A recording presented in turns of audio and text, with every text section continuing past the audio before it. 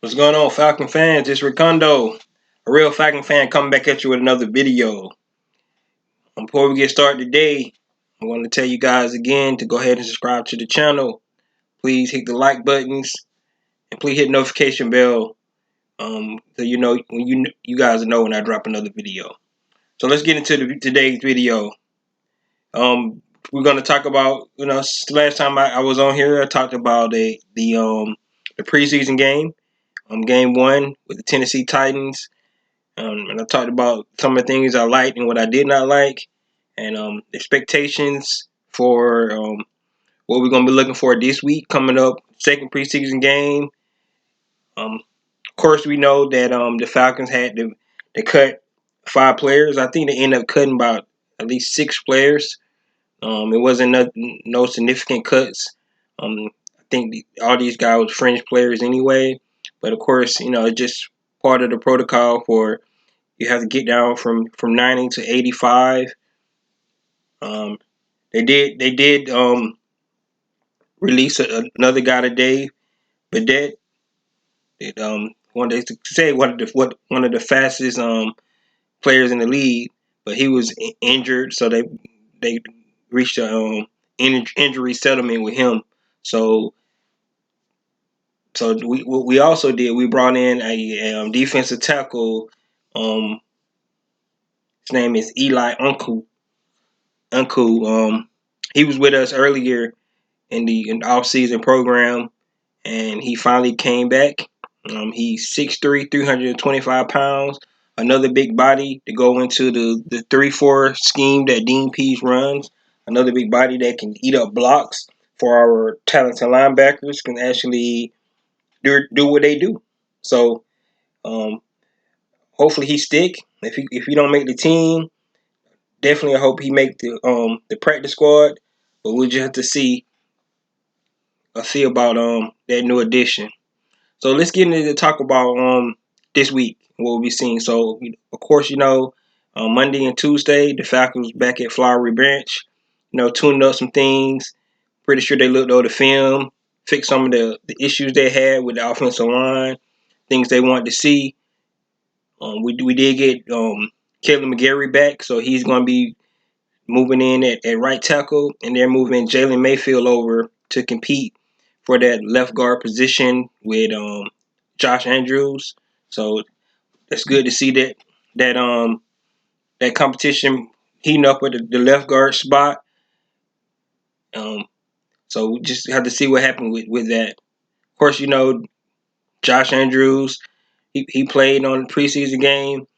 Um, I don't like I said, I'm not sure how good offensive line. I just know as a whole they didn't do well. So I can't 100% say how did Josh Andrews grade out. I can tell you the right side, the side where Jalen Mayfield was at on the right side. Those guys got ate alive. So of course we know that they're going to clean things up. That the rookies first game going up against a stout scheme um, from Tennessee Titans, and they just got the best of them. But like I said on the last video, um, those guys got to get some production because for one thing, we can't get a good look at the quarterbacks, can't get a good look at the running backs. So if our offensive line don't play better, it's going to be hard to judge what kind of the competition at those spots, and give these guys a fair chance to actually see what they can do to make the team. From a quarterback standpoint, from the running back standpoint. So hopefully we shore up some things this week. Of course, the one thing we can control most definitely is the penalties that we had from from the offensive line, out line up outsides, holding, false starts, all this stuff. Some of this stuff we can control. So let's just see can we clean that up and do a little bit better for this week. So today they was actually doing a joint practice with Miami, and from the film and from the word from the practice from training camp, the Falcons they shine both the offense and the defense, especially the first teams. If you look at some of the clips, you saw a lot of receivers um, getting the best of the secondary and the linebackers of the Miami Dolphins. I know everybody's seen that one play when Calvin Ridley just straight up smoke Xavier Howard, one of the best cornerbacks, in the league. Of course, like we know that happens. You know, no cornerback's not gonna get burnt, but that was impressive. Did a little stutter, and then he hit him, and Xavier Howard was just in the rear, just trying to play catch up. And then of course Matt Ryan put the perfect pass right in Ridley's hand, so it looked like they got their timing down. If you look at what Kyle Pitts did, like he shook a young cornerback. It looked like he just made it look effortless. But like I said, each receiver, each skill position today looked like they did a great job from an offensive standpoint. And I mean, the running backs looked good, the receivers looked good. The word on the streets look like Tarjay Sharp is actually picking up that fourth wide receiver spot. So if Tarjay Sharp's looking good, of course we know we got Gage and we got Ridley. Alumni Kids, I think he's slated in. Then Tarjay Sharp, Christian Blake, and I think Frank Darby. So I think the Falcons going to keep 6 receivers. Who that leaves out? That leaves out, of course, Trammell, but he's been injured, so he have not been playing. And then of course Chris Rowland, who's competing for that return spot, punt return spot. So that's going to be interesting to see what how many receivers. But my opinion, I'm not 100% sure on this, but I can't see them. Frank Darby's not making the team because they drafted him, and I mean he just because he's low on the depth chart doesn't mean that he has not shown enough, during training camp to actually make the team. So I'm going to say that Frank Darby's going to make the team. But if Tarjay Sharp's looking good, Christian Blake's looking good, Alumni Saki is looking good, um, I just don't know if I can see them not picking 6 receivers.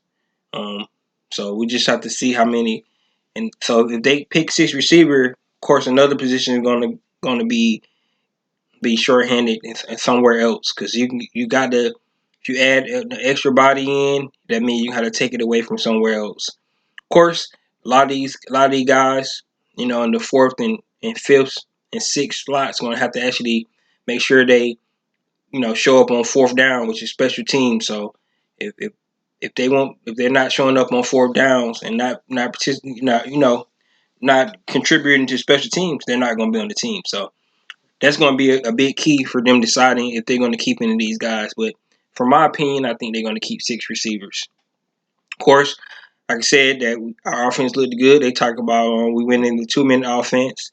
Um, we started off real good, looking good, showing control, um, moving the ball down the field. They think we did stall, and, to kick a field goal, but that just goes to show that you know we're moving in the right direction, and these guys going up against another team, getting a different look, and from what they were saying from camp, the offensive line looked better, the first team offensive line. So you like to hear about that from the offensive line moving forward. Now let's go to the defensive side, and from what we was hearing, because if you looked at it, it wasn't that many clips from the defensive side from the day's footage that they showed, but the word on the street that Grady Jarrett was just wreaking havoc all over the Miami Dolphins offensive line. So that's good to hear. I'm glad to see that. I'm not surprised because that's what Grady does. He wreak havoc. In my opinion, I think Grady Jarrett is his top 5 defensive tackle in the league, and he just getting better and better each year. So I can't say that from the last regime. Thomas Dimitrov, great pick in that 5th round, picking up Grady Jarrett. He's doing his thing. Of course, Uncle is gonna probably get a chance to play this week because Marlon Davidson did not travel with the team. He had a little slight injury. They say it's not a long-term injury, so he should be back soon. And then, of course, John Kaminsky was in the concussion protocol, so we won't see him this week as well. So that gives some of the younger guys better chance to show what they got. Of course, we know we got Okendeji, who's getting some first team reps again today, which is nice to hear. That one of your draft picks is getting some rep with the first team, and he's being productive. He's showing some strides. So if we can get one of our draft picks to actually contribute this early in the season to start the season, that'd be awesome. Of course, him and Taquan Graham have been showing things to the coaching staff, so that's good that our young guys from the draft class is really doing their things. Um, One other thing they mentioned that Avery Williams got him a pick today, which is awesome. And then the last thing that I want to talk about with our defense is that Tua Tagovailoa from Miami Dolphins starting quarterback. He mentioned that he loved the way he was impressed how how the Atlanta Falcons and the defense showed their scheme. They showed a lot of the different coverages. Um, they hid it from him. So he was a little confused, and that's what you need to expect from Dean Pease and his defense. He's going to confuse some of these young quarterbacks. Of course, Tua is young.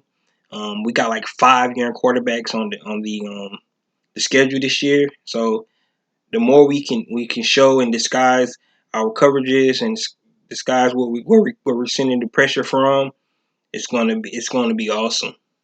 And from what we've seen from preseason game 1 with the younger guys out there, and how impressed we was with Bullard, um, Davidson, Okendeji, Hawkins, Tui, Jason, I mean JTM, Tui Mariner, all those guys was wreaking havoc. Richie Grant coming in on blitzes, even though he didn't get home, he still was there.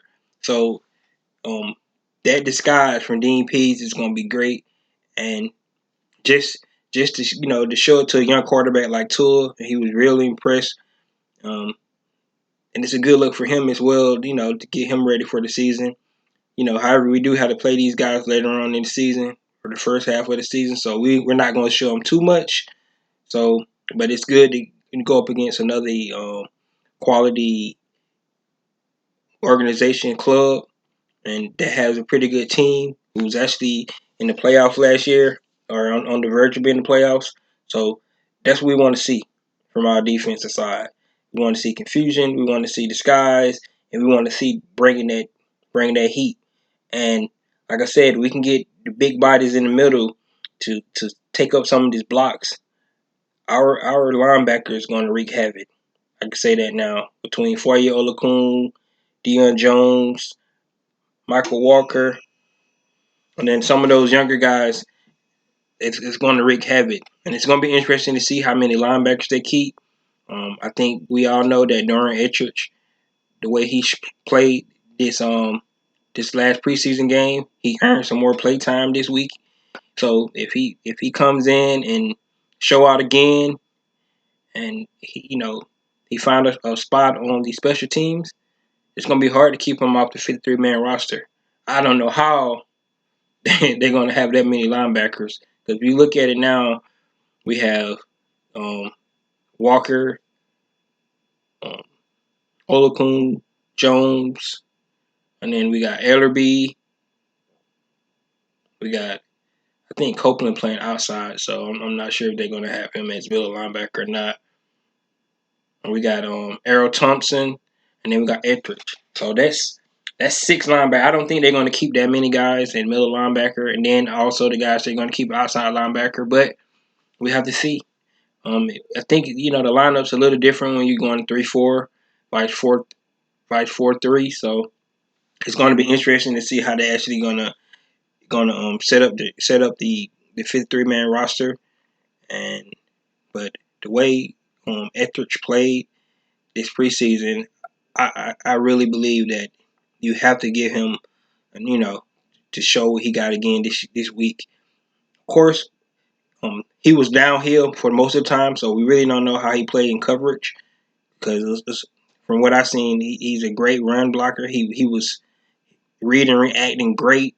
So I really was impressed about what we seen from Dorian Etrick. So other than that, guys, what I'm looking for this week is I really don't know if they're gonna play just the number ones this week or not. Because of course we only got 3 preseason games, vice 4. But one thing interesting is that between that last preseason game and the start of the season is 2 weeks. So we could actually go to a dress rehearsal in week 3 of the preseason, vice week 2. A lot of people thinking that we're gonna actually this be our dress rehearsal. Then next week's preseason game just be all the young guys going out there to show what they got. I think it might be vice versa. I think that actually we might have the young guys out there again, putting our second and third strings and fourth strings out there again this week. Then next week gonna be our dress rehearsal because we have a 2 week window, so we can get ready for the week 1 against the Philadelphia Eagles. Now, I don't know if that's the case, but I know a lot of teams gonna do it differently. It's not one team is gonna do it the same. It's all about the team. Where Arthur Smith think his number ones need to get out there and show some chemistry in a live game. I think this week actually helps because they're actually going up against another team, so it's not the same team, even though they're not tackling. But I think if he like what he see, between what he saw today and then tomorrow, I actually think that what he might decide to do is going to be determined on what kind of you know progress they make this week. So that's what I'm looking for. So, but if the guys do get out there and play, I expect them to play, maybe 2 or 3 series, and that's all they need anyway, for a preseason game because it's no scheme being done. It's just going out there, just run the plays. It's really important in my opinion, for the offensive line to get out there, especially somebody like Matt Hennessy. Is going to be making like his 4th start. Of course, that left guard spot still up for grabs, so we really need to take a closer look at that. And then we got to get Caleb McGarry, since he's been out, to get him some more reps to go in and real live game action to see if that's something that we need to do. So, um, time to tell what Arthur Smith plan is going to be and what he plan on doing. But from my opinion, I think that um that that if we do play, it won't be long, and I think next week is where we're actually going to do the dress rehearsal on that Sunday night game against the Cleveland Browns. So it's going to be interesting to see. But that's all going to depend on how the coaching staff feel about their guys and if they need to actually get out there in live action, and get hit and get tackled and I definitely think we might see Kyle Pitts this week. We haven't seen him play yet, and I definitely think he need to actually get some playing time before he actually go into a real, a regular season game. He need to go out there and if he goes out there, I think we definitely want to see Matty Ice out there throwing him the ball to get that time and that rhythm down, along with Calvin Ridley, Russell Gage, Hayden Hurst, and all those guys. So, let's just see what Arthur Smith's plan is. He said he'll be able to make that decision sometime tomorrow, and we'll go on from there. So, guys, that's all I got today. Like I said, last video, it wasn't time to panic because none of our starters played. Um, I wasn't pleased with the offensive line because I think that's our depth, and we need to make sure that if those guys gonna make the team, they got to be able to hold their own. And I don't think they did. But okay, it's a learning curve. We still in training camp. A lot of these guys still learning. And after this preseason game, they're gonna have make they got to make cut. They got to cut another 5 guys from the squad to get down to 80. So um, so I think cuts every Tuesday. So on Tuesday going to be by Tuesday had to be to cut another 5 guys. So some of these guys need to go out this Saturday and show what they got and make sure they can get the job done. So other than that, guys, that's all I got. I'm really excited to see what we do this Saturday. I know you guys are. And let's go, Falcons. Let's do this. Let's keep chugging along, one day at a time, stacking, like Matt Ryan said, stacking days on days on days on days. We're not where we want to be, but by September 12th, we want to be there and ready to roll. And I hope you guys agree with me. So with that, that's all I got. This is Ricondo, a real Falcon fans, saying peace.